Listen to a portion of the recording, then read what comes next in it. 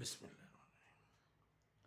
Students, जैसा कि आप सभी जानते हैं कि कोई भी एलिमेंट किसी दूसरे एलिमेंट से रिएक्शन करता है अपने ऑक्टेट को पूरा करने के लिए। जब उसका ऑक्टेट पूरा हो जाता है तो वो फिर फर्दर रिएक्शन नहीं करता, अपनी स्टेबल कंडीशन में आ जाता है। जैसे कि हमारी नोबल गैसेस हैं, उनका ऑक्टेट कंप्लीट है तो उन्हें ज़रूरत नहीं रिएक्शन करने के लिए, लेकिन हाई प्रायोरिटी देने पर ये भी रिएक्शन करती हैं, लेकिन नॉर्मल तौर से ये रिएक्शन नहीं करती।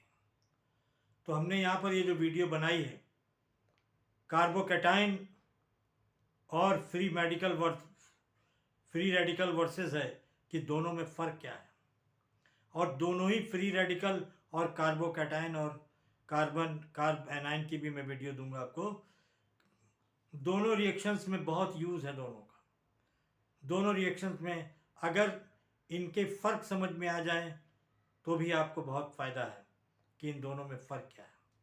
तो देखिए, हमारे किसी भी एलिमेंट में ऑर्बिटल्स sp,d,f यही ऑर्बिटल्स होते हैं। तो यहाँ पर pz, px, py, pz, p में 3 ऑर्बिटल्स होते हैं।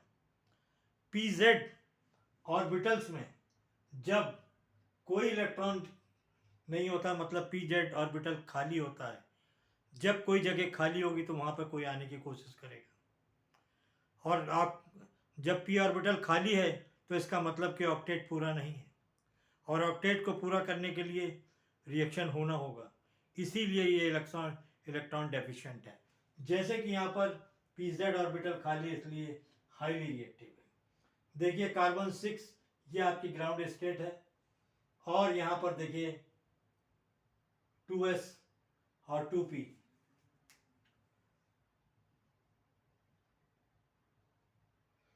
यहाँ पर 2s 2p आपस में रिएक्शन करेंगे। sp ऑर्बिटल ओवरलैपिंग के बाद कार्बन और हाइड्रोजन रिएक्शन करके मीथेन बनाता है, और मीथेन का ऑक्टेट यहाँ पर पूरा हो जाता है। अब क्वेश्चन है कि हाउ ये कैसे बना, ये कार्बोकैटायन कैसे बनते हैं।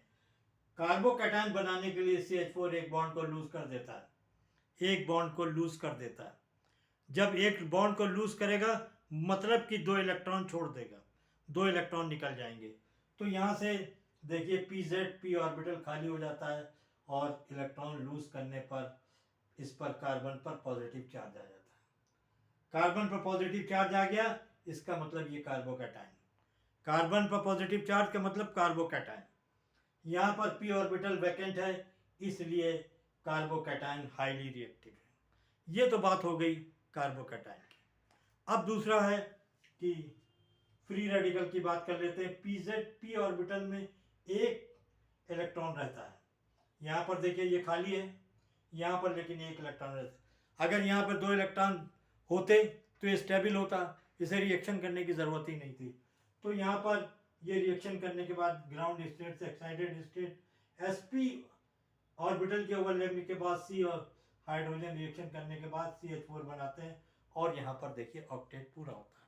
यहाँ पर देखिए ऑक्टेट जो है पूरा है। अब फ्री रेडिकल बनने के लिए CH4 का एक बॉन्ड होमोलिटिक फिशन होता है। होमोलिटिक फिशन मतलब बॉन्ड बीच से बराबर से टूट जाता है, और pz ऑर्बिटल में एक इलेक्ट्रॉन रह जाता है, और एक इलेक्ट्रॉन जो है, एक जो 2 इलेक्ट्रॉन थे जो साझे में, जो 2 इलेक्ट्रॉन थे साझे वाले, इस तरीके से जो एक बॉन्ड के 2 इलेक्ट्रॉन थे, एक जो है होमोलिटिक फिशन हुआ, एक इधर आ गया और एक इधर आ गया। अब इसका जो p ऑर्बिटल है, इसमें 8 इलेक्ट्रॉन न रहकर 2 इलेक्ट्रॉन न रहकर 1 इलेक्ट्रॉन रहता है, इसलिए हाईली रिएक्टिव है, क्योंकि ऑक्टेट कंप्लीट नहीं है। उम्मीद है कि आपको वीडियो समझ में आएगी। ऑर्गेनिक केमिस्ट्री के लिए ये बहुत छोटे छोटे वीडियोस हैं, छोटी छोटी चीज़ें हैं। आप बार बार आप ऑर्गेनिक केमिस्ट्री में अब जहाँ अक्सर फ्री रेडिकल रिएक्शन और कार्बोकैटायन, कार्बोनाइन, इनका आपका सामना पड़ेगा। अगर इसका कॉन्सेप्ट क्लियर है तो आपको कुछ करने में कोई दिक्कत नहीं होगी। आप धड़ से बता देंगे ये कार्बोकैटायन है और ये कार्बोनाइन है। कार्बोनाइन पे कार्बन पे पॉजिटिव नेगेटिव चार्ज होता है, और कार्बोकैटायन पर प्लस कार्बन पर पॉजिटिव चार्ज होता है। Okay, thank you.